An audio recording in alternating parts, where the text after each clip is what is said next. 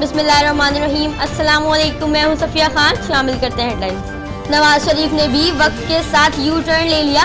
Avon field reference को परवेज मुशर्रफ के खिलाफ गद्दारी केस का रद्द अमल कहते रहे।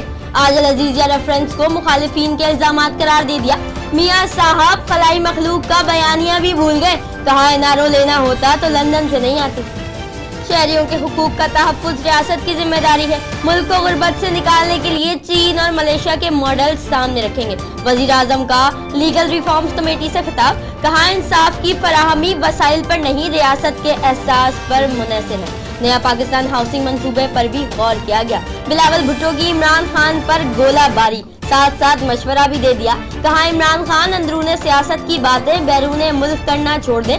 अवाम महंगाई के सोनामी में डूब रहे हैं। यू टर्न लेना है तो बिजली, गैस और पेट्रोल पर लें। लीगी रहनुमा एहसान इकबाल की भी तनकीद। बोले वजीर आजम बैरूने मुल्क जाकर पाकिस्तान को बदनाम करते हैं और यू टर्न की कीमत अवाम को अदा करना पड़ती है। कराची शाहराह फैसल पर धरना। पानी कनेक्शन के लिए एनओसी ना मिलने से तामीराती मंसूबे ताखीर का शिकार है। कराची में बिल्डर एहतजाज के दौरान बदमाशी पर उतर आई। एमडी वाटर बोर्ड के दफ्तर के सामने धरना।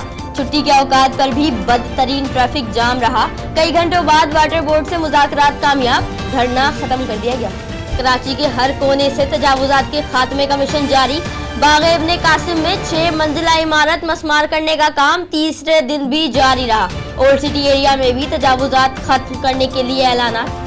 बाबा गुरु नानक की 550वीं सालगिरह, पाकिस्तान का सिख यात्रियों को तोहफा। वजीर आजम 28 नवंबर को करतारपुर राहदारी का संगे बुनियाद रखेंगे। भारतीय हुकूमत ने भी राहदारी खोलने की मंजूरी दे दी। वजीर खारजा शाह महमूद कुरैशी बोले सिख यात्रियों को खुशामदीद कहेंगे। फिल वक्त इतना ही। मजीद खबरों और अपडेट्स के लिए विजिट कीजिए हमारी वेबसाइट csnlive.tv। इसके अलावा आप हमें ट्विटर और फेसबुक पर भी ज्वाइन कर सकते हैं। देखते रहिए CSN।